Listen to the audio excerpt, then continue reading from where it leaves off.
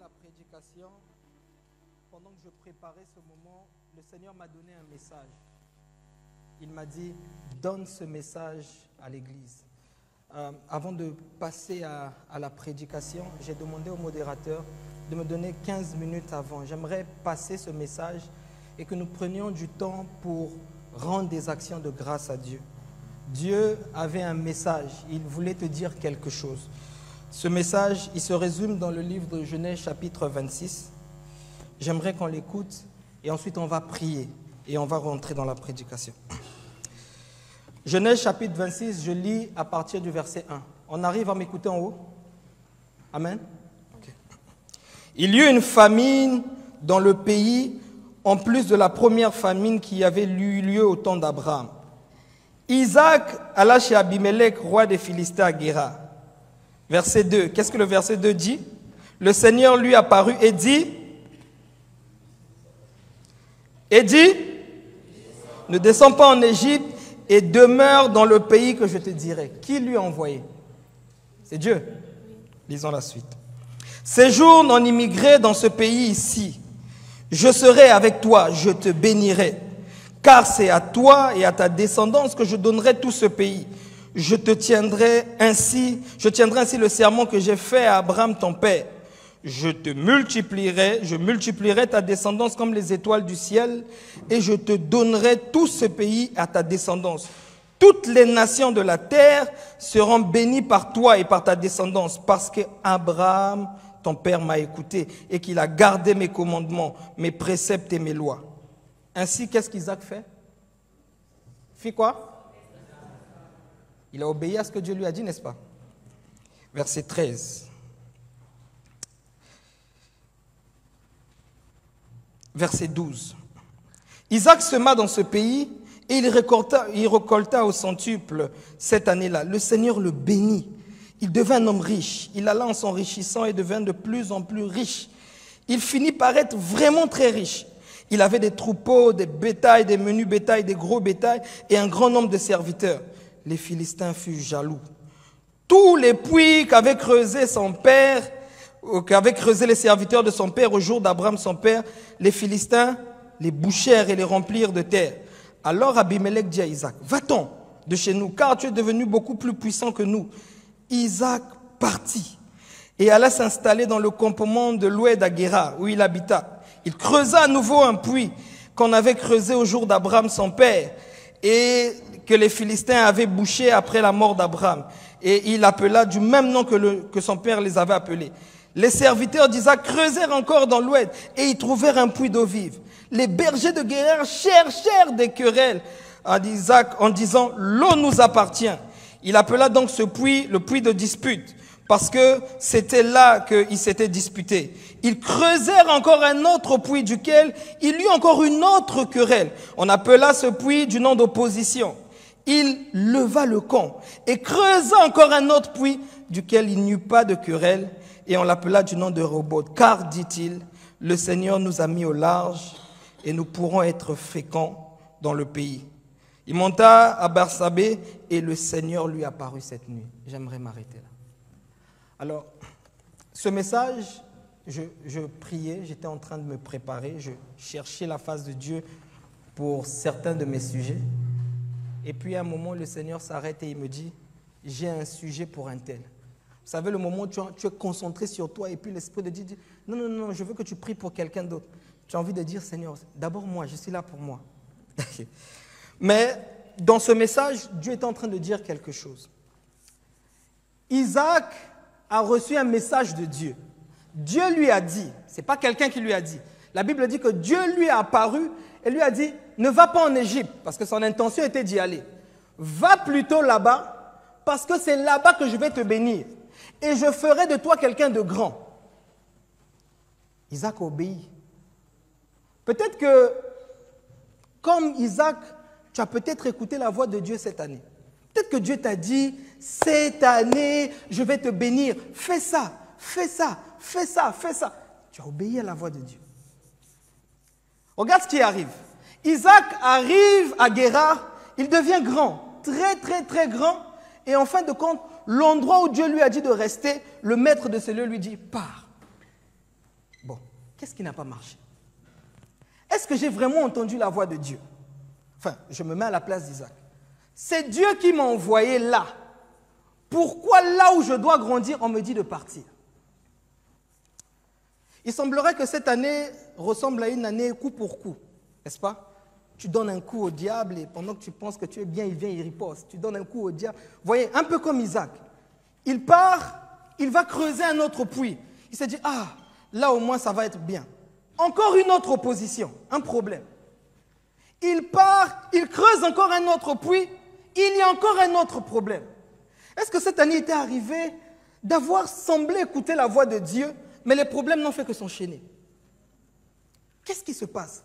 À un certain moment, je me disais, mais Seigneur, si j'étais Isaac, j'allais commencer à douter même de toi. Ah, mais c'est Dieu qui m'a dit, moi j'étais calme, je voulais aller en Égypte. Pourquoi je dois vivre ça? Pourquoi je dois subir problème sur problème? Et vous savez ce qui est drôle, c'est quoi? Depuis que Dieu l'a dit de rentrer, depuis que Isaac est parti, jusqu'à ce qu'il trouve Rehoboth, Dieu n'a pas parlé. Vous savez, ce genre de truc où tu dis, Seigneur, j'ai écouté ta voix, exauce-moi. Silence. J'ai envie de te dire que le silence de Dieu n'est pas égal à son absence. La présence de l'absence n'est pas égale à l'absence de présence. Ce n'est pas parce que tu penses que Dieu n'est pas là qu'il n'est pas là. Dieu a dit un mot à Isaac. Malgré les épreuves qu'il était en train de vivre, il s'est accroché à ce mot que Dieu lui a dit.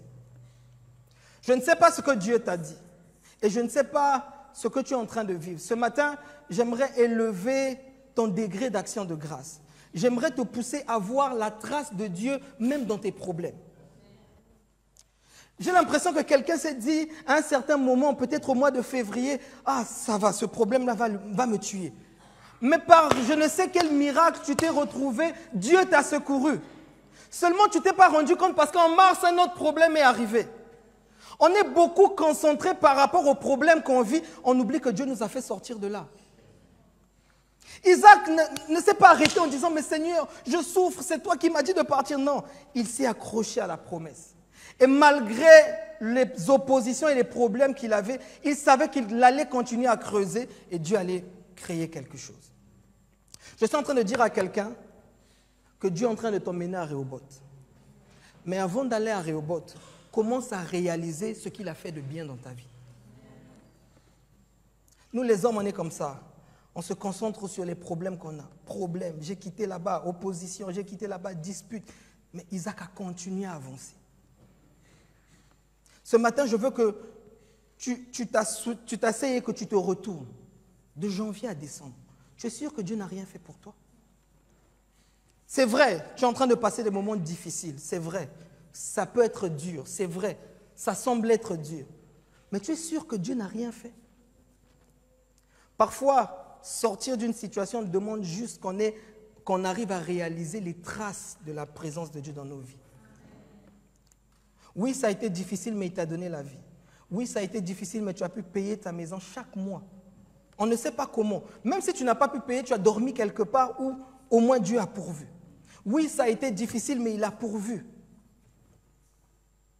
Et j'étais là, moi-même, quand ce texte me parlait, parce que je me plaignais de beaucoup de choses que je n'avais pas. Et il s'est passé que cette semaine, le boulot m'est appelé urgemment. Et je n'ai même pas pu passer Noël et l'anniversaire de madame avec la famille. Et pendant que j'étais loin, j'ai réalisé qu'en fait, je me concentre sur ce que je n'ai pas, mais Dieu m'a déjà donné quelque chose. J'ai une famille. Alors, je veux t'emmener à réaliser ce que tu as déjà. Qu'est-ce que Dieu a fait pour toi? Tout à l'heure, on va prier. J'aimerais qu'on nous conduise. On veut rendre des actions de grâce. J'aimerais qu'avant la prédication, que nous puissions nous lever et dire merci à Dieu. Merci Seigneur, parce que même si je n'ai pas vu Rehoboth, tu es là avec moi. Parce que même quand ça a été difficile, tu es là avec moi. Et j'aimerais conclure ce message en disant, écoutez, Dieu n'a pas besoin à chaque fois de te dire, je suis là, je suis là, je suis là. C'est ce qui s'est passé avec Isaac. Il lui avait déjà dit, va, je vais te bénir. Isaac est en train de souffrir, il creuse. Vous savez, entre quitter là où il était pour arriver jusqu'à Rehoboth, il y a au moins 7 mois qui s'est passé. Pendant 7 mois, il n'écoute pas la voix de Dieu. Mais Dieu n'avait pas besoin de parler, il lui avait déjà dit. Dieu n'avait pas besoin de le rassurer, il lui avait déjà dit, je serai avec toi. C'est quand il trouve Rehoboth que là, Dieu sort. Il dit, Dieu lui est apparu. Quand j'ai lu le texte, je dis, Seigneur, toi aussi, tu exagères. Dieu n'a pas besoin de te dire, je suis avec toi. Il est avec toi. Amen. Il n'a pas besoin de te répéter ce qu'il t'a dit en janvier, parce que ça va s'accomplir. Réalise un peu la grâce et l'amour de Dieu pour toi cette année. Réalise un peu, élève un peu ton degré de reconnaissance et vois ce que Dieu a fait avant de voir ce qu'il n'a pas fait. Est-ce qu'on peut se lever? Ce matin, j'aimerais te pousser à réaliser ton année et à réaliser ce que Dieu a fait dans ta vie. Tu penses que c'est dur? Ça a été plus dur depuis janvier, mais Dieu t'a secouru. Dieu a été avec toi. Dieu t'a gardé. Même quand tu pensais que là, ce problème-là, c'est fini, ça va me finir, tu es là aujourd'hui. Oh, que pendant que le groupe de louanges nous conduit dans un cantique d'action de grâce, nous voulons dire merci à Dieu. Merci pour ce qu'il a fait. Et je t'invite à ne pas faire une action de grâce générique. Fais une action de grâce spécifique. Qu'est-ce que Dieu a réellement fait pour toi? Dis à Dieu merci parce que tu as fait ça. Merci parce que tu m'as donné ça. Merci parce que tu m'as donné ça. Oui, élève ta voix et sois reconnaissant.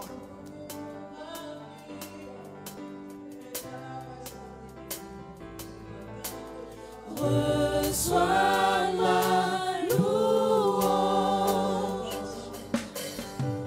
Monter dans ma vie et ta grâce Seigneur, je suis reconnaissant pour la famille que tu m'as donnée. Reçois ma louange. Pour la femme que tu m'as donnée, pour l'enfant que tu m'as donné.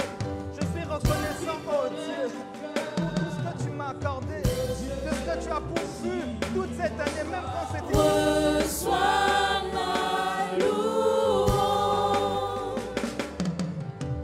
Toi qui connais nos vies, le Dieu de miracle. Reçois la louange. Que pourrais-je t'offrir, oh Jéhovah, toi qui as fait tant de merveilles pour moi? Que pourrais-je t'offrir, oh Jéhovah, toi qui as fait tant de merveilles pour moi? Reçois, Seigneur, reçois, Seigneur, reçois la louange. Reçois, Seigneur, reçois, Seigneur, reçois la louange. Élève ta voix et commence à remercier ce Dieu. On nous a dit vendredi, il y a 2 semaines, que la foi est liée à la mémoire. Et parfois, nous ne sommes pas assez reconnaissants envers ce Dieu qui nous fait du bien. Au lieu cette fois-ci de dire, Seigneur, tu ne m'as pas donné ça. Bénis le Seigneur pour ce qu'il t'a déjà donné. Bénis le Seigneur pour ce qu'il t'a déjà accordé. Bénis le Seigneur pour ce qu'il t'a apporté. Nous avons un Dieu qui a su prendre soin de nous. Oh, il a été avec toi en janvier. Il a été avec toi en février. Il a été avec toi en mars. Alors que parfois c'était difficile. Alors qu'au boulot c'était dur. Alors que pendant les affaires c'était compliqué. Il t'a toujours fait sortir des situations difficiles. Il est un Dieu qui sait prendre soin de toi. Oui, élève ta voix. Oui, élève ta voix. Ce matin, sois reconnaissant. Sois reconnaissant. Seigneur, qu'est-ce que nous pouvons t'offrir? Qu'est-ce que nous pouvons t'offrir, oh Dieu? Quand on voit l'amour que tu as pour nous, quand on voit l'amour que tu manifestes pour nous, quand on voit ta grâce, oh Dieu, toi qui as su garder ma famille, oh Dieu, alors que parfois c'était difficile et que je ne savais pas comment faire, tu m'as donné la solution.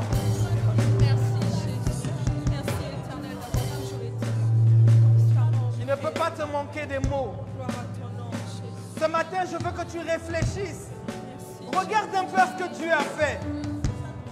Oui, c'est Dieu qui t'a parlé. Comme Isaac, c'est Dieu qui t'a dit va. Le fait que Dieu te parle ne veut pas dire que tu n'auras pas de problème.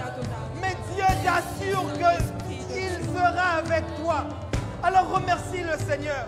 Même quand tu n'as pas encore eu, remercie-le pour ce que tu as déjà. Il y a des gens qui n'ont pas ce que tu as. Il y a des gens qui n'ont pas la grâce que tu as. Il y a des gens qui n'ont pas ça. Mais Dieu te l'a donné. Oh, sois reconnaissant envers ce Dieu. Sois reconnaissant pour cette année. Reçois notre adoration, Seigneur. Tu es merveilleux. Merci pour tes bienfaits. Merci pour ta grâce. Merci pour ma famille. Merci, Seigneur, pour Valeska. Merci pour Cristal. Merci, Seigneur, pour Bijou. Merci pour Urim, pour Tumine. Merci pour Émeraude, oh Dieu. Merci pour toute ma famille. Merci, Seigneur, oh Dieu. Parce qu'il y a certains moments de ma vie où, pendant cette année, je me disais, oh Dieu, j'en peux plus. Je n'ai plus la force. Mais par je ne sais quel moyen, tu trouvais toujours la grâce de me donner les capacités qu'il faut pour faire ce qu'il faut. Seigneur, tu es Dieu. Seigneur, tu es Dieu. Seigneur, je te dis merci. Oh Dieu, j'aimerais te rendre des actions de grâce pour la famille que tu m'as donnée. J'aimerais te rendre des actions de grâce pour le boulot que tu m'as donné. J'aimerais te rendre des actions de grâce pour la santé que tu m'as donnée. J'aimerais te rendre des actions de grâce pour mon entourage qui est une bénédiction pour moi. Seigneur, tu as su placer chaque personne pour être une source de bénédiction pour ma vie. Même ceux qui sont là pour me faire du mal, tu les as placés là spécialement pour me forger. Tu as été avec moi. Tu as été avec moi. Tu as été avec moi. Tu as été avec moi. Je te rends grâce. Je te remercie. Alléluia.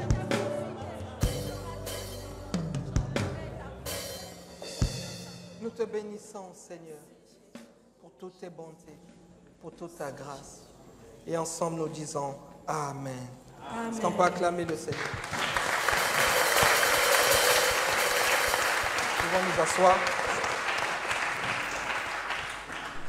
J'en profite de rappeler une annonce importante parce que c'est lié à l'action de grâce. Vous savez que cette année, au 31 décembre, on a décidé de faire une offrande d'action de grâce. Il faut quand même clarifier ça. On n'a pas imposé à quelqu'un de le faire, mais on veut que les personnes, les chrétiens, soient assez matures pour le faire d'eux-mêmes. Je vais vous donner une phrase qui a révolutionné ma façon de donner. Quelqu'un m'a dit un jour, on ne donne pas pour être béni. On est béni, c'est pour ça qu'on donne. C'est vraiment le sujet de l'action de grâce. Quand je décide de donner à Dieu, je lui dis merci pour ce que tu m'as donné. Alors, les membres de l'accueil sont là. Si vous pouvez lever les mains, s'il vous plaît. Les membres de l'accueil, vous les voyez. À la fin du culte, ils vont vous partager des enveloppes. On aimerait dire merci à Dieu. Merci pour cette année. Merci pour le bien qu'il nous a fait. Je décide, selon ce que le Seigneur a mis dans mon cœur, selon ce que j'ai résolu, apporter ça. On n'apporte pas ça au pasteur Nico. On n'apporte pas ça au président Josué. Non, on le donne pour le Seigneur, pour dire merci à Dieu. Amen. Et je répète, ce n'est pas quelque chose qu'on impose. Ça doit venir de ton cœur par rapport aux bontés que Dieu a fait pour toi. Amen. Ok, on peut commencer la prédication. Amen. Alors, comme ça fait presque une année que je ne suis pas passé, et je sais que notre église tourne chaque fois, je me présente pour ceux qui ne me connaissent pas. Je suis le frère David Gadenga et je suis un membre du CP. Amen. Spécialement ce matin, je viens avec une urgence. Je suis pressé. Il y a quelque chose que le Seigneur veut que je vous donne. Il y a vraiment une urgence forte.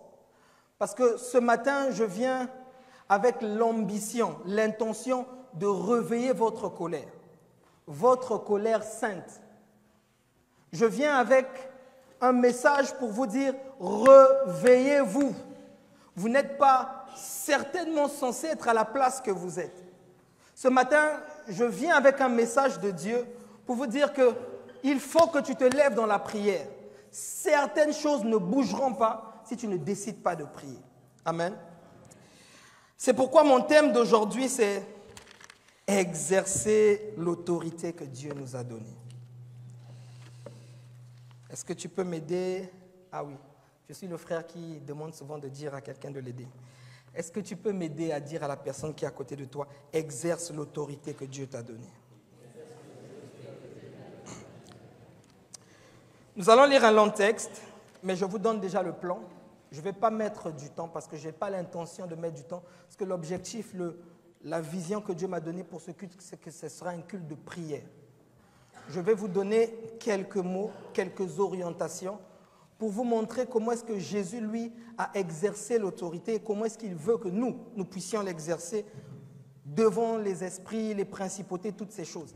Et juste après, nous allons nous lever et puis nous allons prier. Aujourd'hui, tu seras acteur de ta propre victoire. Amen. Alors, nous sommes dans Marc chapitre 35, Marc chapitre 4, il est un peu long. Nous lirons du verset 35 jusqu'à 5, le verset 20. Marc chapitre 4, je commence au verset 35 et je vais aller jusqu'à 5, le verset 20. Marc chapitre 4, je lis du verset 35 jusqu'à 5, verset 20. Ce même jour, le soir, Jésus leur dit, passant de l'autre bord, après avoir envoyé la foule, ils l'emmenèrent dans la barque où il se trouvait. Il y avait aussi d'autres barques avec lui. Il s'éleva tout d'un coup un grand tourbillon et les flots se jetaient dans la barque au point qu'elle se remplissait déjà. Et lui, il dormait à la pourpre sur son coussin. Ils le réveillèrent et lui dirent, Maître, Maître, ne t'inquiètes-tu pas de ce que nous mourrons? S'étant réveillé, il menaça le vent et dit à la mer, Silence, tais-toi. Et le vent cessa et il eut un grand calme. Puis, il leur dit, Pourquoi avez-vous si peur? Comment n'avez-vous point de foi? Ils furent saisis d'une grande frayeur, les uns aux autres. Quel est donc celui à qui obéit même le vent et la mer? Ils arrivèrent de l'autre bord de la mer, dans un pays nommé Gadéranien, le pays des Gadéraniens, dans d'autres versions Gadara. Aussitôt que Jésus fut hors de la barque, il vint devant lui un homme sortant des sépulcres et possédé d'un esprit impur.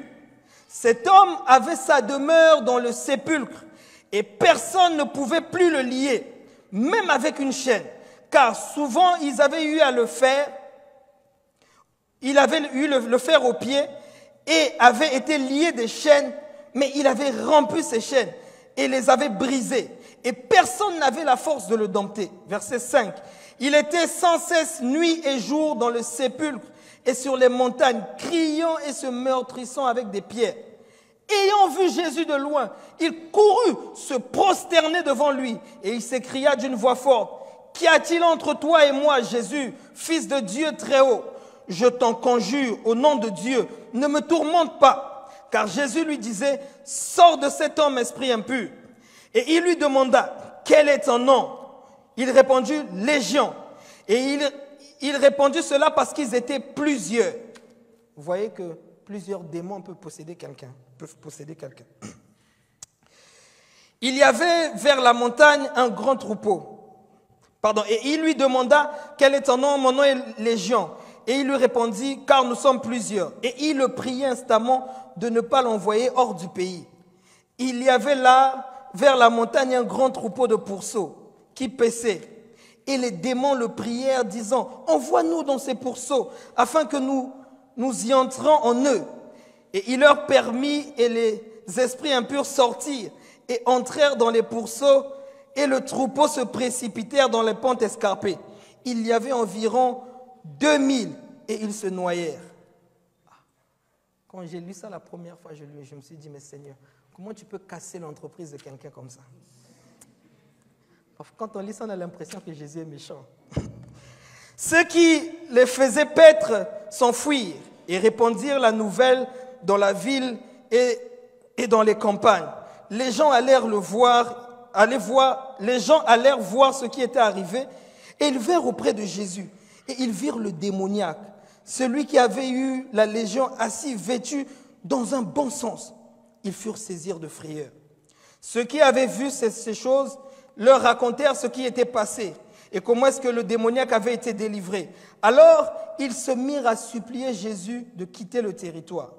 Et comme il montait dans la barque, celui qui avait été démoniaque lui demanda la permission de rester avec lui. Et Jésus ne lui permit pas, mais lui dit, va dans ta maison, vers les tiens, et raconte-leur ce que le Seigneur t'a fait et comment Dieu a eu pitié de toi. Il s'en alla et se mit à publier dans la Décapole. Le mot Décapole veut dire 10, dans les 10 villes. Dans la Décapole, tout ce que Jésus avait fait pour lui, et tous furent dans l'étonnement. Parole du Seigneur. Un très, très, très long texte. Le livre de Marc se veut être un livre très spécifique. Le Jésus de Marc n'est pas trop dans les détails comme la narration de Matthieu. Il n'est pas trop avec les foules pour discuter. Non. Marc, quand il écrit, tu sens qu'il y a une urgence. Il veut montrer que Jésus est venu pour servir la personne particulièrement. Vous verrez que dans la majorité des écrits de Marc, c'est toujours Jésus est quelqu'un. Quand les autres racontent qu'il y avait 2, 3, 4 personnes autour de lui, non. Ce qui intéresse Marc, c'est qui avait discuté avec Jésus. Dans les textes de Marc, là où Matthieu va dire qu'il y avait 2, 3 personnes, Marc dit qu'il y avait une personne qui parlait avec Jésus. Parce que pour lui, ce qui était important, c'est de mettre l'accent sur le lecteur. C'est de mettre l'accent sur la personne qui lit et lui dire « Dieu est venu spécialement pour toi. Il est venu spécialement traiter ton cas. » C'est pour ça que quand vous lisez ce texte dans le livre de Matthieu, Matthieu nous parle de 2 démoniaques. Mais Marc, ce n'est pas son problème. Son problème derrière n'est pas le nombre de personnes qu'il y a. Son problème derrière, c'est la personne qui a conversé avec Jésus et qui va recevoir la délivrance. Il se concentre sur cette personne. Vous voyez, l'histoire commence par Jésus qui enseignait. Le Jésus de Marc, c'est un Jésus qui il dit quelque chose et puis il vous montre comment on fait. C'est quelqu'un qui est pressé. Il est en train d'expliquer quelque chose. Il peut te dire genre, si tu as la foi, tu peux sauter. Après, il saute pour te montrer. Le Jésus de Marc, c'est quelqu'un qui veut montrer aux gens les choses. Vous avez le pouvoir, vous pouvez le faire. Jésus était en train d'enseigner les réalités du royaume en haut, un peu plus haut. Il parlait un peu de comment est-ce que le royaume de Dieu est, comment est-ce que la puissance de Dieu s'établit, comment est-ce que ça se fait. Vous savez, quand tu lis le texte un peu plus haut, tu te dis, ah, est-ce que c'est vraiment possible? Mais le Jésus de Marc est comme ça. Quand il finit d'expliquer, il dit, ok, c'est l'heure maintenant de passer à l'action. Vous voyez? Mais quand on lit le texte, on ne comprend pas bien. C'est comme si Jésus fait une virgule dans sa mission. Il dit, on va dans cette ville, je descends et puis je reviens. Cette histoire n'a presque pas de sens. Pourquoi il est parti là-bas? S'il est parti juste pour revenir. En réalité, Jésus est en train d'exaucer une prophétie qu'il y avait dans Ésaïe 65. Ésaïe va dire quelque chose. Il va dire, voilà un peuple compliqué qui vit dans les cavernes et qui mange des porcs. Ce peuple est éloigné de Dieu, mais Dieu vient pour le délivrer. Jésus a expliqué, enseigné les réalités du royaume et il s'est dit, ah, c'est l'heure maintenant d'accomplir ça. Je dois aller dans cette ville parce qu'il y a quelqu'un que je dois délivrer. Il y avait un homme qui était appelé à influencer 10 villes. Un homme qui avait la destinée d'impacter 10 villes. Mais la Bible dit que cet homme a été trouvé par le diable en premier et Satan l'a tellement lié au point où sa destinée a été enchaînée. J'ai envie de te dire que le premier point de cette prédication, c'est que Satan ne blague pas avec l'avenir des hommes. Je veux que tu réalises ça. Essaye un peu de voir dans ton entourage, dans ta famille. Il y a peut-être quelqu'un, quand tu le voyais, tu savais qu'il avait un potentiel de fou. C'est-à-dire, quand tu voyais cette personne, tu te disais que celui-là, il va aller loin. Et tu es étonné, mais qu'est-ce qui n'a pas marché? On ne va même pas loin. Il arrive que parfois, même nous-mêmes, on se pose cette question. Avec tout ce que j'ai, avec tout ce que je sais faire, avec tout ce que je peux faire, pourquoi je suis encore là? Cet homme qui avait une influence d'impacter 10 villes était influencé par le diable et enchaîné quelque part. Le combat spirituel est une réalité. Mais j'aimerais te dire quelque chose. C'est que nous avons un Jésus qui a décidé d'aller à la croix, qui a payé le prix et qui nous donne la victoire sur l'ennemi. C'est que sa victoire est tellement puissante qu'il n'y a pas une malédiction, une force qui soit capable de le résister. C'est que sa victoire est tellement forte qu'il nous donne la capacité de réellement rentrer dans la destinée que Dieu a prévue pour nous. Oui, le diable avait enchaîné cette personne et Jésus avait pour mission d'aller délivrer. C'est là que l'histoire commence. En réalité, le combat spirituel de Jésus n'avait pas commencé quand il était face à cet homme. Le combat spirituel de Jésus avait commencé depuis la barque. Jésus était en train d'aller pour aller délivrer. Il semblerait que l'esprit a senti quelque chose arriver et a commencé à secouer la barque. Le diable fait deux choses dans la vie du chrétien et dans la vie de celui qui n'est pas chrétien. Le diable ne possède pas le chrétien. J'aimerais vraiment que ce soit clair. Satan n'a pas le pouvoir de posséder le chrétien. Nous avons Jésus en nous. Et là où il y a Jésus, les ténèbres ne peuvent pas cohabiter. Le diable ne peut pas séjourner avec Dieu. Mais le diable a la possibilité d'oppresser le chrétien.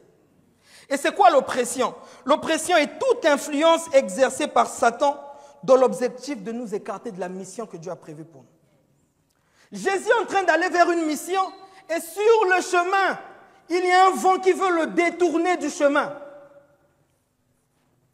Et là, le vent est en train de secouer, le vent est en train de bouger. Vous savez ce que Jésus fait? Il dort. Il sait c'est qui. Et il connaît l'objectif. Et lui aussi, il connaît sa mission. Ce sont des grimaces. Il dort. Mais seulement ceux qui marchaient avec Jésus, les disciples qui marchaient avec Jésus, étaient comment? Dans la peur. Premier élément que j'aimerais que vous notiez. L'oppression crée en nous la peur. C'est bizarre de voir des chrétiens qui ont peur de tout et de rien. Peur de la guerre, peur de la famine, peur de l'échec, peur de... Ça, c'est l'œuvre de l'oppression. L'oppression est là pour t'empêcher de voir ce que Dieu a mis en toi. Frère David, est-ce que tu es en train de dire que Satan connaît l'avenir? Non, Satan ne connaît pas l'avenir. Mais il semblerait que lorsque tu as une destinée forte, le monde spirituel soit au courant de quelque chose. Vous voyez, Jésus arrive, les mages ont vu.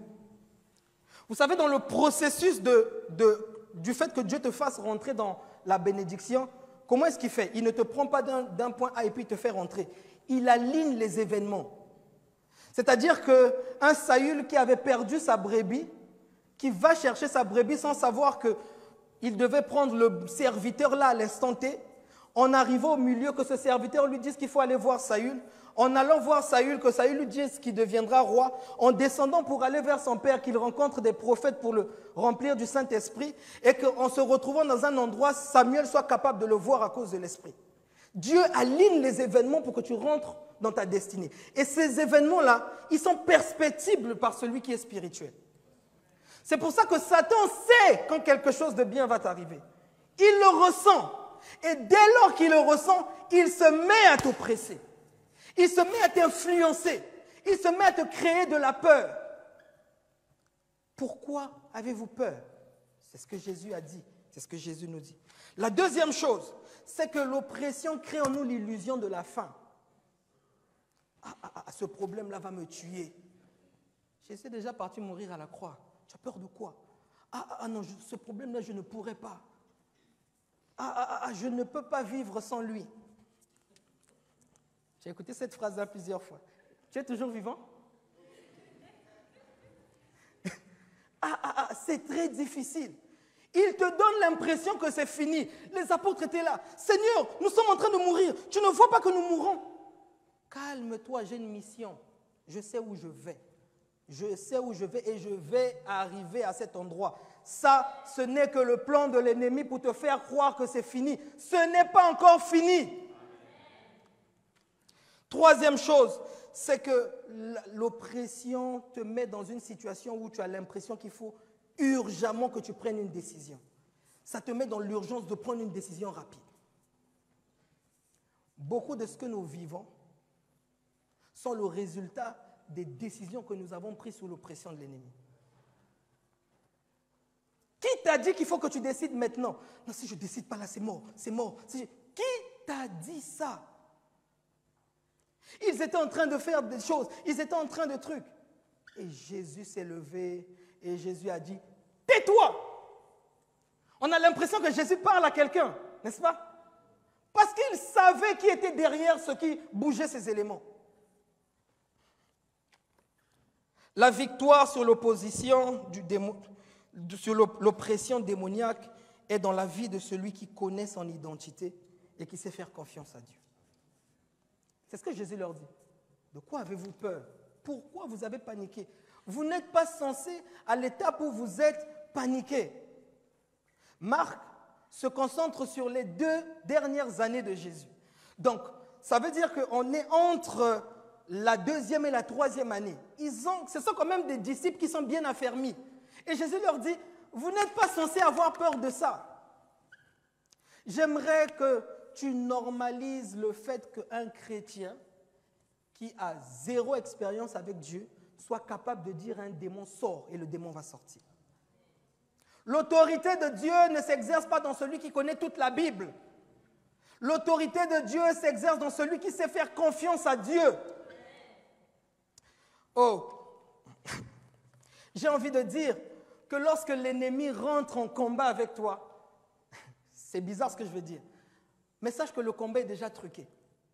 C'est-à-dire que pendant que tu es en train de rentrer dans le combat, il y a déjà un maître qui avait signé pour dire qu'il gagne.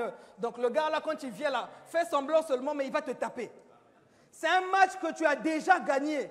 Nous ne combattons pas pour la victoire, mais nous combattons déjà dans la victoire que Jésus a vaincue à la croix. C'est un match où tu es déjà vainqueur. C'est un match où tu as déjà la victoire. Mais seulement ce que l'ennemi fait, c'est quoi? C'est que quand il est dans le ring, il veut savoir, il veut observer. Est-ce qu'il sait? Est-ce qu'il se connaît? Si tu ne te connais pas, il va bien te massacrer. Et Dieu est en haut en train de dire, mais pourquoi est-ce qu'il se fait massacrer pour un combat que j'ai déjà réglé? Nous avons déjà la victoire. J'aimerais mieux expliquer ça par un témoignage. Vous savez, lorsque je termine mon stage, j'avais un choix entre aller pour terminer mon PowerPoint et mon Excel, mon Word et tout. Ne faites pas comme moi, s'il vous plaît. S'il y a des étudiants, commencez à travailler dès le début. Et ce qui s'est passé, c'est que là où j'ai fait un stage, on vient me dire que David, il y a le boulot qui organise un concours. Et si tu réussis le concours, on peut t'embaucher. Je demande, ça va prendre combien de temps? On me dit que ça va prendre 3 semaines. Donc je me dis, 3 semaines, et puis il va me rester 1 semaine pour faire tout. Bon, je tente le coup.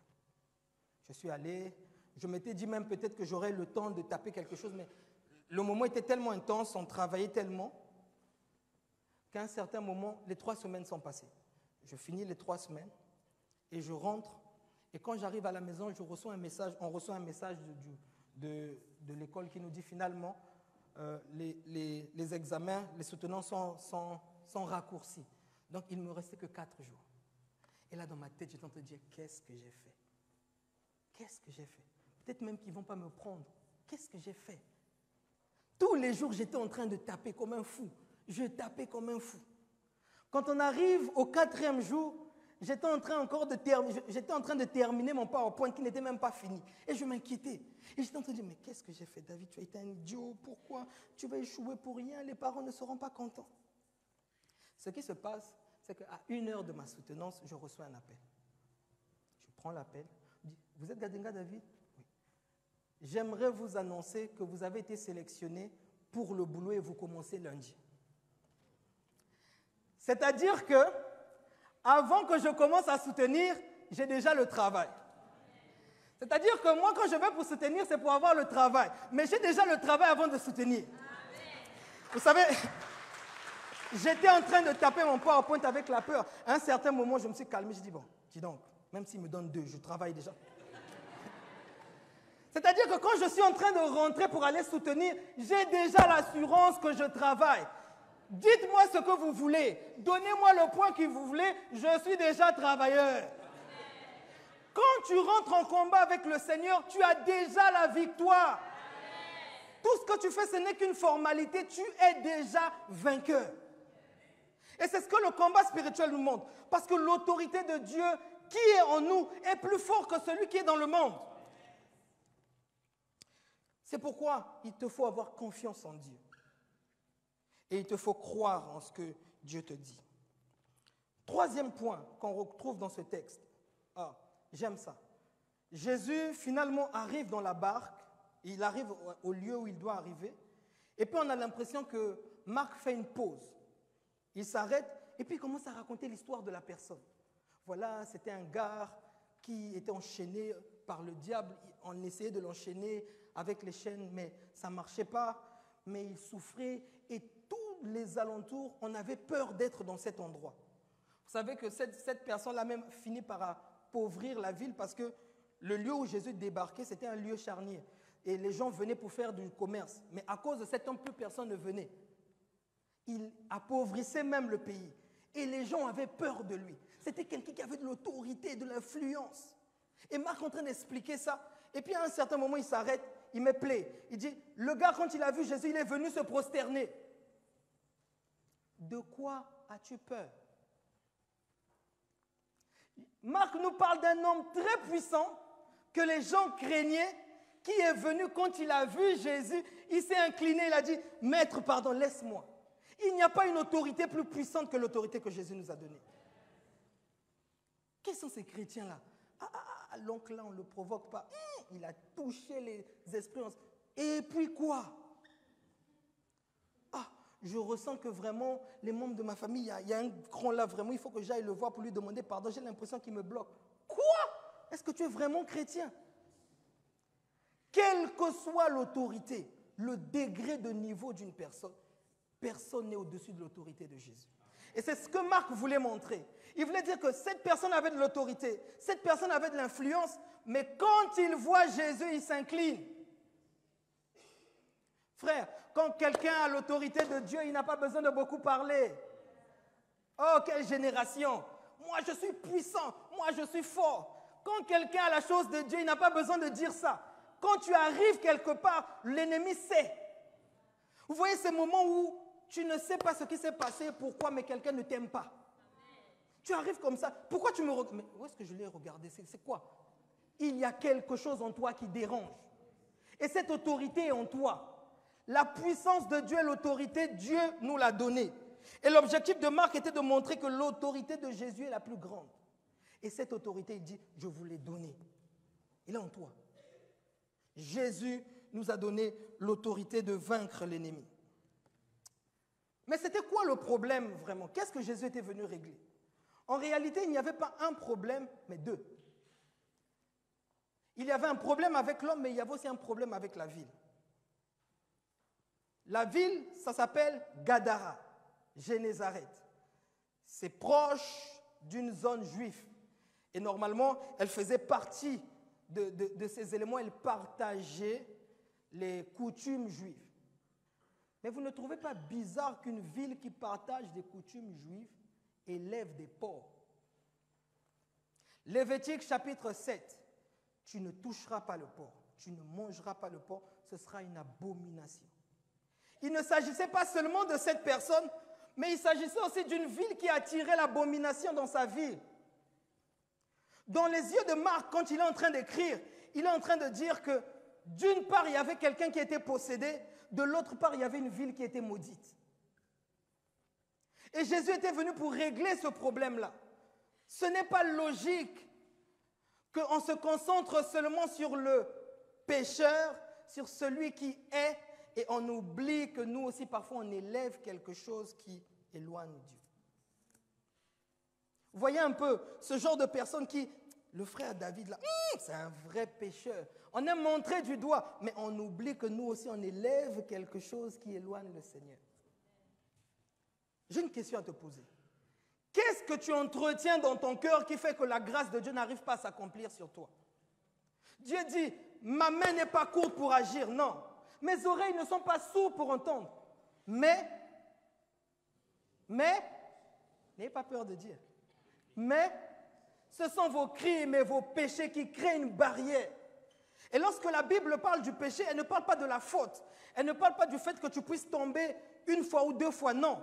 Elle parle du fait que tu aies tellement entretenu la chose que ce soit devenu normal pour toi.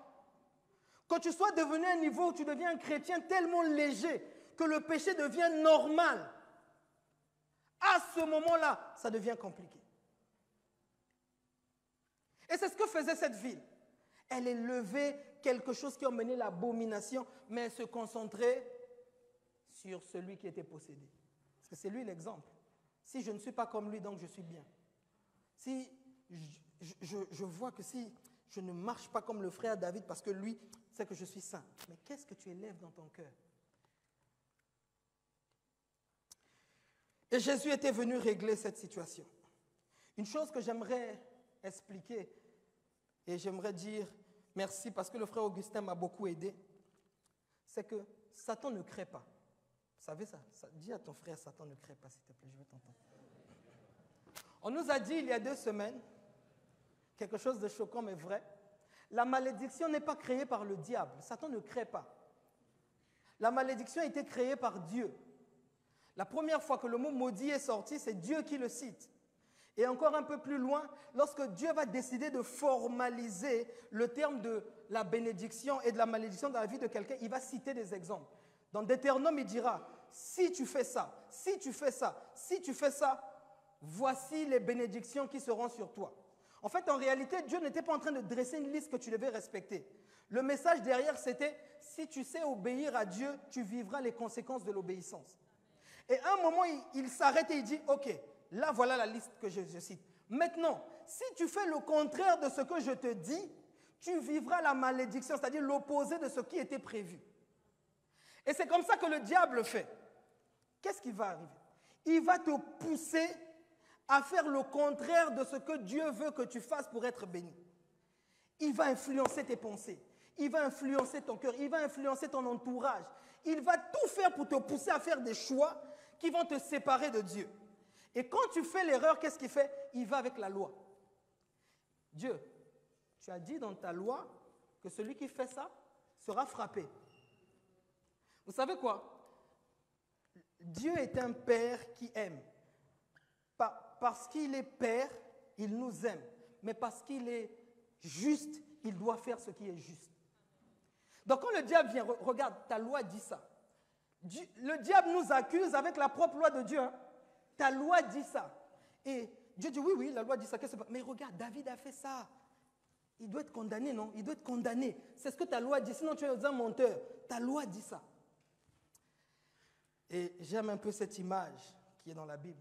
Au moment où Dieu veut dire coupable, il y a un autre avocat qui sort. Il dit, attends, père, attends. Accusez David à la barre. La loi dit que si David fait ça, il sera frappé. C'est vrai. Mais une autre loi dit aussi que quand quelqu'un a déjà payé le prix, c'est bon. David a déjà payé le prix de sa sanction. Et quand le diable veut venir dire, mais où il n'a pas encore dit, attendez, on ouvre la télé et on voit Jésus à la croix, qui est en train de porter nos malédictions. Le terme qui est utilisé dans le mot grec, ce n'est pas qu'il a porté les malédictions de ceux qui étaient passés ou ceux qui étaient présents, mais son impact a une continuité pour que ceux qui viennent à Jésus vivent ça. C'est que quand le Père veut dire coupable, Jésus dit, il a déjà payé le prix, ok, il est libre. Et c'est là où Jésus intervient en disant, Seigneur, c'est vrai qu'il a fait ça, laisse-moi encore le temps d'aller lui parler, il va sortir de là, il est libre, normalement il est libre. Et c'est en ce moment que l'Esprit de Dieu vient te dire, sors de là, sors. Mais ce qui se passe, c'est quoi? Si tu résistes à la voix de Dieu, finalement, tu tombes dans les conséquences de la chose. Et c'est comme ça que le diable agit. C'est comme ça que la malédiction finit par tomber dans la vie de ceux qui ne devaient pas vivre ça. Parce que quelque part, on n'a pas écouté la voix de Dieu. Jésus est venu pour nous délivrer. Avant-dernier point, comment Jésus exerce donc sa victoire? Le Jésus de Marc se veut être un Jésus qui nous montre le chemin. Comment on fait? Dans Marc, il y a toujours la pratique. Si tu veux bien maîtriser ta vie chrétienne, lis le livre de Marc. Il veut toujours dire, fais ça, et puis voilà le résultat. Le Jésus de Marc, c'est vraiment un bon mathématicien. Il n'a pas le temps à perdre. Il n'est pas dans les discours. Lui, il est dans la pratique. Premier point, Jésus regarde l'esprit et lui dit, qui es-tu? Tu ne sortiras jamais de ta situation si tu ne sais pas la nommer. Malheureusement, on est dans une génération où, pendant les temps de prière, les chrétiens typent partout, et ici et là-bas. Je prie parce que c'est peut-être ma grand-mère, je prie parce que c'est mon oncle, je prie parce que... Non, le monde spirituel se veut être spécifique. Qui es-tu? Quel est le nom du problème qui te dérange? Quel est le nom de cette situation qui fait que quand tu commences à bien fonctionner, puis il y a quelque chose qui te détourne, tu dois savoir c'est quoi le problème. Et c'est comme ça que Jésus fait, c'est comme ça qu'il montre aux apôtres. Qui es-tu? Lorsque le démon finit par dire qui il est, ensuite Jésus s'adresse directement à l'adversaire. Le combat spirituel, ce n'est pas « Dieu, sauve-moi de ça ». Non. Satan n'est pas en guerre contre Dieu. Hein. D'ailleurs, Satan n'est même pas l'opposé de Dieu. C'est une créature. Satan est en guerre contre nous. C'est nous l'adversaire du diable. Quand tu es en combat spirituel, c'est toi contre l'ennemi avec l'autorité que Dieu t'a donnée. Jésus s'adresse directement à cet esprit. Je t'ordonne de partir. Et il ne lui envoie pas n'importe où. Il voulait régler les deux cas en même temps. Pendant qu'il était en train de délivrer la personne, il voulait libérer la ville. Va vers ces ports-là qui emmènent la malédiction afin que cette ville soit libérée. Vous voyez que Jésus n'était pas mauvais. Il ne cassait pas l'entreprise de quelqu'un. Il sauvait la ville. Adresse-toi directement au problème dans le nom de Jésus-Christ, avec l'autorité que Dieu t'a donnée. Tout à l'heure, nous allons prier, mais j'aimerais te pousser à réfléchir. Qu'est-ce qui fait qu'à un certain moment, quand tu essaies d'avancer, il y a quand même un blocage? C'est quoi le nom de la chose? Chez les Juifs, tu n'étais pas obligé de connaître le nom du démon. Mais parfois, ils associaient le problème directement à ce démon-là. Vous voyez? Moi, je viens d'un pays où il faut donner le nom à chaque démon. Je me rappelle, on est parti sur une veille de prière de délivrance. On nous a parlé d'un démon qui s'appelle Pandamanium. Et le démon, là, il se trouve seulement dans les toilettes la nuit. Je me rappelle ce jour-là, je dis, bon, si le gars dit, s'il ment, ça ne fait rien. Mais il peut avoir raison. Donc, j'ai commencé à changer mes habitudes et aller le matin. Parce qu'on ne sait jamais, Pandamanium peut sortir. On n'a pas besoin de connaître forcément le nom de l'esprit. Mais quelle est la situation qui te dérange à chaque fois? Tu la connais. Alors, tu dois te lever avec l'autorité que Dieu t'a donnée, au nom de Jésus. Esprit qui dérange ça et ça, je t'ordonne de libérer ma vie au nom de Jésus. C'est à ça que Dieu nous a appelés. C'est pour ça que Dieu nous a appelés. C'est pour ça que nous allons prier maintenant. Dieu attend de toi que tu exerces. Et c'est comme ça que Dieu a fait. Le dernier point, parce qu'il faut qu'on prie. Jésus, le gars est délivré et Jésus repart. Il a fini sa mission, il part. Et le gars vient vers lui pour dire, je veux te suivre. Et Jésus lui dit, non, va ailleurs. C'est bizarre. On a l'impression que Jésus est en train de le chasser, il ne veut pas de lui, qu'est-ce qui se passe? Non. En réalité, Jésus savait que s'il venait avec lui, il marchait avec lui, il ne serait pas aussi productif que dans sa vie, lui devait impacter les 10 villes. Il n'y a que Jésus qui sait te mettre au bon endroit pour que tu t'épanouisses clairement. Le vrai épanouissement, l'épanouissement réel se trouve en Christ. Parfois, on se concentre à vouloir courir là. Peut-être que je serais... Non. Normalisez que parfois Dieu vous résiste parce qu'il veut vous envoyer à un endroit où vous serez plus productif.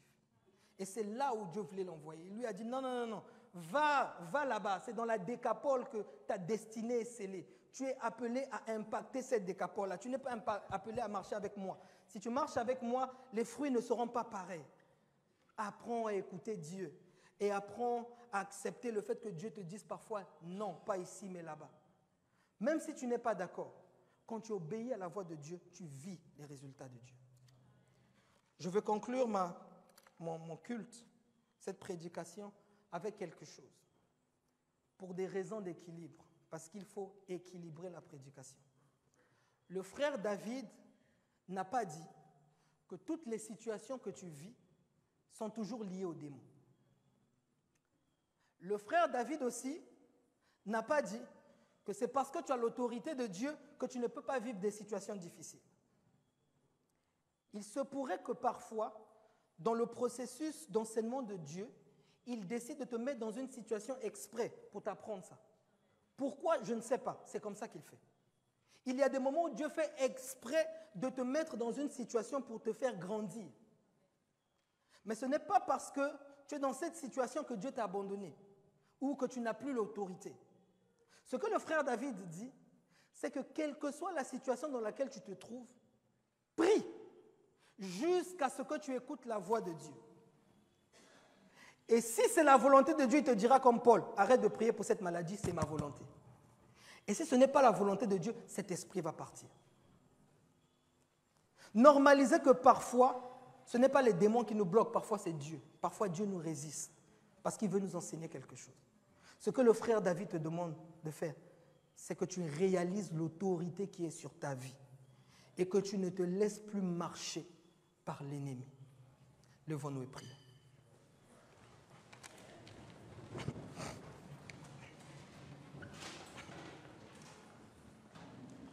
Ce matin, j'aimerais t'aider à réaliser.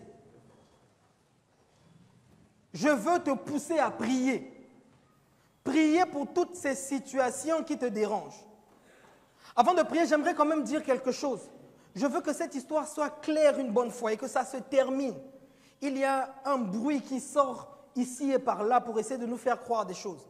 À l'EAM, on n'interdit pas aux gens de parler en langue. Je veux que ce soit clair. Ne vous laissez pas séduire par ce genre de personnes qui veulent vous embrouiller. On n'a jamais interdit ici aux gens d'exprimer le don que Dieu a donné en eux. Mais seulement la Bible dit que quand tu veux parler en langue, fais de sorte à ce que ton voisin ne soit pas dérangé. Nous voulons prier. Si tu te sens bien, à l'aise pour prier en langue, tu peux t'écarter, tu te prépares. Mais aujourd'hui, tu vas prier pour ta situation, cette situation qui te bloque. Or, je crois, je le sais, que si tu pries avec foi, tu verras la solution. Tu vas témoigner. Pendant que le groupe de louanges nous conduit dans un cantique, je veux t'emmener à réaliser. Qu'est-ce qui t'a bloqué depuis des années? Qu'est-ce qui te bloque? Quelle est cette situation-là qui semble... Tu ne comprends pas. Tu te bats de toutes tes forces, mais tu as l'impression que ça t'épuise. Quelle influence que l'ennemi met dans ta vie? À chaque fois, il te pousse à prendre de mauvaises décisions. Quelle est la pression que l'ennemi veut mettre dans ton cœur? Quelles sont ces choses-là qui te poussent toujours? Quand tu es dans cette situation, tu prends toujours de mauvaises décisions. Et ça t'empêche de vivre ce que Dieu veut que tu vives. Réfléchis à ça. Pendant que le cantique est en train de passer, je veux que tu rentres au-dedans de toi. Parce que ce matin, nous allons exercer la puissance et l'autorité de Dieu. Si tu te sens à l'aise de prier en langue, alors prie en langue. Si tu te sens à l'aise de prier avec les langues humaines, prie dans la langue humaine. Mais ce matin, tu dois dire à Dieu, c'est fini. Tu dois dire au diable, c'est fini. L'influence que tu imposes dans ma vie, ça s'arrête maintenant au nom de Jésus. Ce matin, tu dois dire à Satan que c'est bon. Je sais maintenant que je suis vainqueur et que tu n'as pas de pouvoir sur ma vie. Réalise à cette situation. Cette situation qui fait que tu as l'impression que tu stagnes, que tu n'es pas à l'endroit où tu dois être. C'est quoi qui te bloque? Réalise à ça. Réalise à ça. Si tu n'arrives pas à réaliser, demande au Saint-Esprit de t'ouvrir les yeux. Oh précieux Saint-Esprit, ce matin, au nom de Jésus, je te prie d'ouvrir les yeux de ton peuple. Quelle est la situation où l'ennemi essaye de mettre une oppression dans leur vie, une possession, quelque chose qui veut bloquer? Seigneur, nous prions, ouvre les yeux de tes enfants. Ce matin, je prie au nom de Jésus que tu les révèles, que tu les révèles, que tu les révèles maintenant. Est-ce que tu commences à réaliser? Jésus a dit, qui es-tu? L'autorité en toi. Il y a de la puissance dans le nom de Jésus. Réalise, rentre dedans de toi. Pourquoi ça doit bloquer? Pourquoi j'ai tout ce potentiel et je n'avance pas? La puissance, pourquoi je semble être bloqué quelque part? Puissance dans le nom de Jésus. qui brise les chaînes, qui brise les chaînes, qui brise les chaînes. Par l'autorité de Brise Dieu. les chaînes, qui brise les chaînes, qui brise les chaînes. Il y a l'autorité qui brise les chaînes en toi. Oh, il y a l'autorité qui brise les chaînes en toi. Qui brise Ce matin, élève ta voix et commence à prier. Il y a la puissance. Parle avec autorité. Parle avec autorité contre cet esprit qui t'empêche d'accéder à la voix de Dieu. Cette influence qui t'empêche de toujours vivre, de ne pas vivre ce que Dieu attend de toi. Parle à Dieu. Parle, ordonne à cet esprit de libérer ta vie. De libérer ta vie. Plus jamais. Au nom de Jésus. Au nom de Jésus. Plus jamais. Toi, esprit qui semble vouloir me bloquer quelque part, je te l'ordonne. Au nom de Jésus. Au nom de Jésus. Libère les vies maintenant. Libère les vies Quand maintenant. il descend, s'arrête. Il y a Oui, élève ta voix. Oui, Il y a ce matin, transfert. fâche-toi contre cet esprit. Cette Quand situation il n'est pas descend, normale. Cette situation n'est pas normale. Jésus est venu te s'arrête. délivrer. Jésus est venu te délivrer. entre ciel et terre. Quand il descend par le Saint-Esprit, esprit de puissance, il y a transfert entre ciel et terre. Le Saint-Esprit, le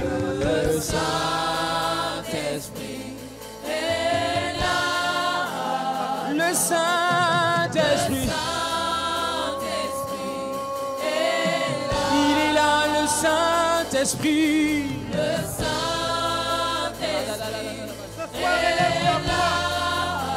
Esprit de force et de puissance. Ah, fais monter. Voilà ce qui se passe, les maladies s'enfuient. Les aveugles, les paralytiques.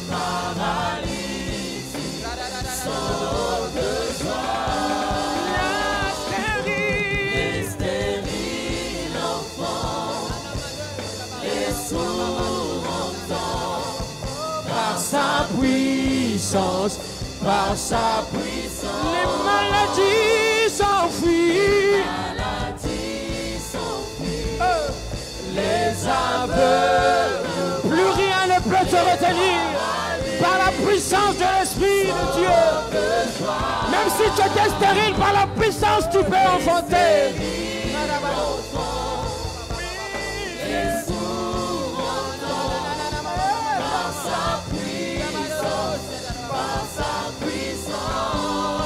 Les maladies, une dernière fois, tu peux parler à cette maladie. Au nom de Jésus, au nom de Jésus, la stérile enfant, les sourds entendent par sa puissance. Ce matin, je veux t'emmener à réaliser. Écoutez, Jésus était dans la barque. Et l'esprit a commencé à vouloir tourmenter la barque pour l'empêcher d'arriver à bon port. Jésus s'est levé et il lui a dit, tais-toi. Ce matin, j'aimerais t'aider. J'aimerais te pousser à parler contre cet esprit. Contre cette situation qui se lève tout le temps dans ta vie. Cette situation qui se répète. Ce matin, élève ta voix et dis-lui, tais-toi. Dis-lui, tais-toi au nom de Jésus. Parle au nom du Seigneur. Parle au nom du Seigneur. Parle avec autorité. Adresse-toi directement à cet esprit. Ordonne-lui de partir. Ordonne-lui de libérer ta vie. Ordonne-lui de libérer ta famille. Prie le Seigneur. Prie le Seigneur.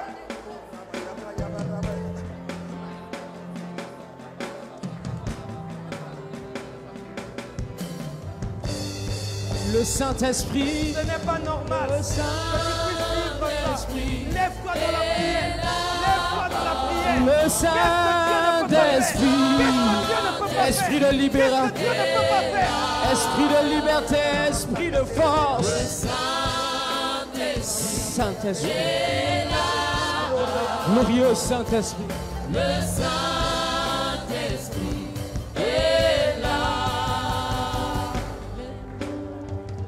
Nous ces personnes qui sont oppressées. Devant ton nom, tout genou fléchit. Que tu es venu afin de libérer Devant ceux ton qui nom, sont les opprimés, problèmes fléchissent. afin de délivrer ceux qui sont captifs. Devant ton nom, Au tout nom genou de fléchit. Jésus-Christ, le Dieu que nous prions, nous ordonnons La maintenant maladie fléchit à la devant ton puissance nom. de la liberté Les problèmes de famille d'affecter les fléchissent vies devant maintenant. ton nom. Pendant que nous Les sommes problèmes en train de parler, caractère au fléchissent sein de devant ma ton voix, nom. je Le prie au nom de cancer Jésus. fléchit devant le nom de Tout esprit Jésus. d'oppression, libère les vies maintenant. Libère les vies maintenant. Au nom de Jésus, je m'adresse à toi, esprit. Esprit qui bloque, esprit qui est là, dans le but d'empêcher. Les montagnes se déplacent devant le nom de Jésus. Goliath tombe lorsque nous invoquons le nom de Jésus. Libère les vies, libère les vies.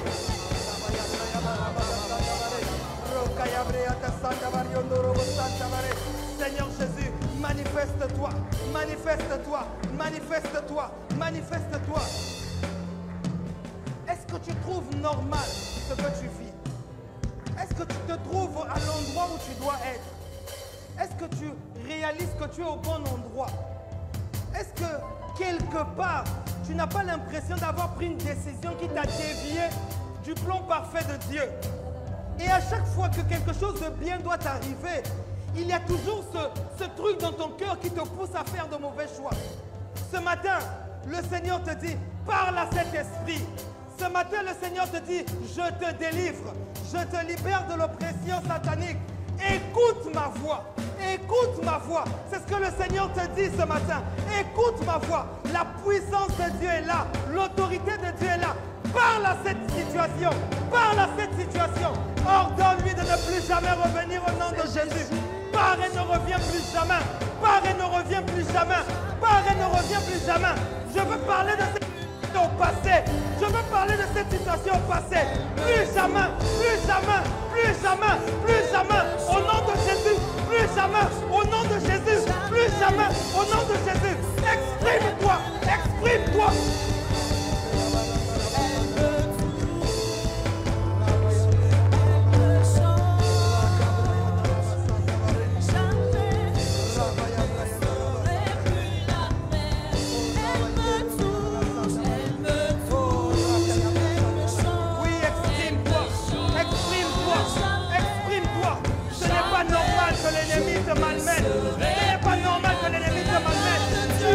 La victoire en Jésus. Tu as déjà la victoire en Jésus. Tu as déjà la victoire en Jésus. Tu as déjà la victoire en Jésus. Le démon, les diables n'a pas d'occasion, n'a pas de force de toi. Exerce l'autorité de Dieu. Parle à cet esprit. Parle à cette situation. Parle à cette situation.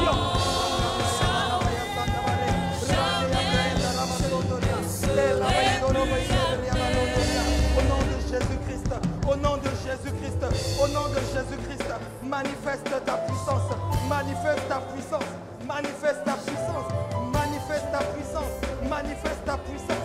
Au nom de Jésus, au nom de Jésus, au nom de Jésus, au nom de Jésus. Seigneur, tu es venu pour nous apporter la liberté. Alors libère-nous de cette oppression.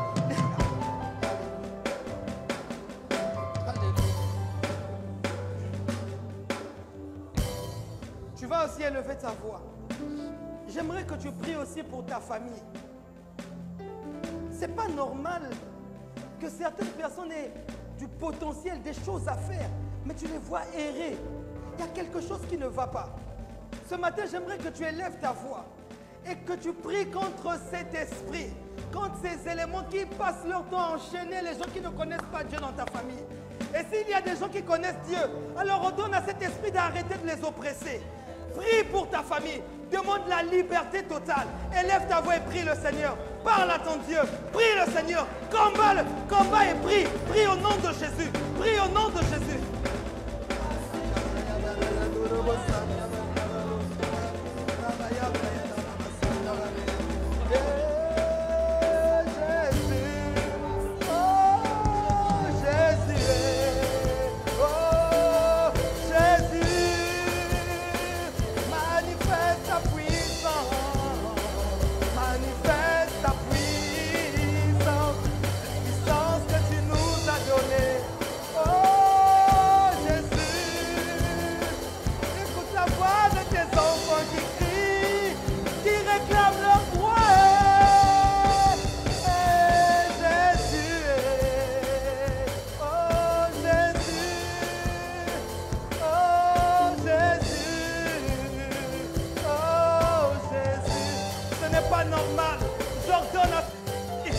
libérer ma famille maintenant.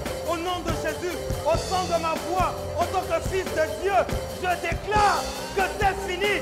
Le règne de cet esprit est fini. Le règne de cet esprit est fini.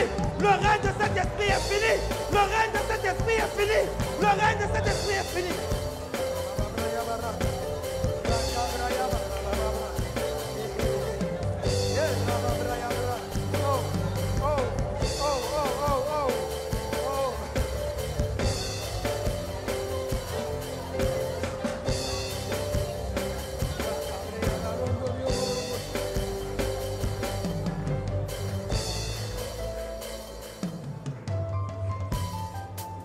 Dans la prière. Pendant qu'on était en train de prier, Dieu me montre comme une liste des gens qu'on a décidé d'emmener à la mort. Que ce soit jusqu'avant la fin de l'année ou tout juste au début jusqu'à la fin du mois de février. Il y a des gens qu'on a listés. Et je pouvais voir certains noms même ici et d'autres dans les familles. Oh, je vous dis que Jésus-Christ est mort pour nous, pour que nous ne vivions pas la mort qu'un homme aura décidé dans nos vies. Ce matin, tu vas te lever contre toute forme d'esprit de mort qui puisse se lever contre ta vie ou ta famille. Tu vas ordonner à cet esprit de libérer parce que Jésus-Christ est vivant. Élève ta voix et prie le Seigneur. Parle à Dieu, parle à Dieu, parle à Dieu. Nous refusons la mort, nous refusons la mort. Pas la mort qu'un homme aura décrétée dans nos vies. Pas la mort qu'un homme aura décidé dans nos vies. Jésus, tu es allé à la croix. Jésus, tu es allé à la croix. Et parce que tu es allé à la croix, nous sommes plus que vainqueurs. Au nom de Jésus, au nom de Jésus, esprit de mort, libère, libère, libère. Oh Jésus, oh Jésus, oh Jésus, oh Jésus, oh Jésus, oh Jésus. Nous ordonnons à cet esprit de libérer maintenant au nom de Jésus.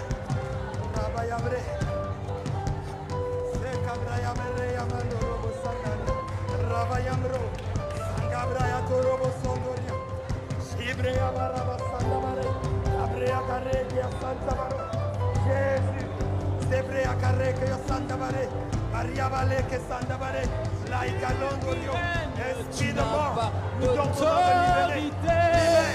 Libère, libère, au nom de Jésus-Christ, au nom de Jésus-Christ.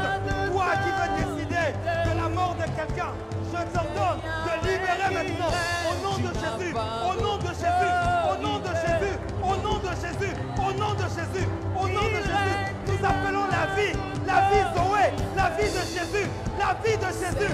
Que la vie de Jésus s'impose maintenant dans nos cœurs, dans nos vies, au nom de Jésus, au nom de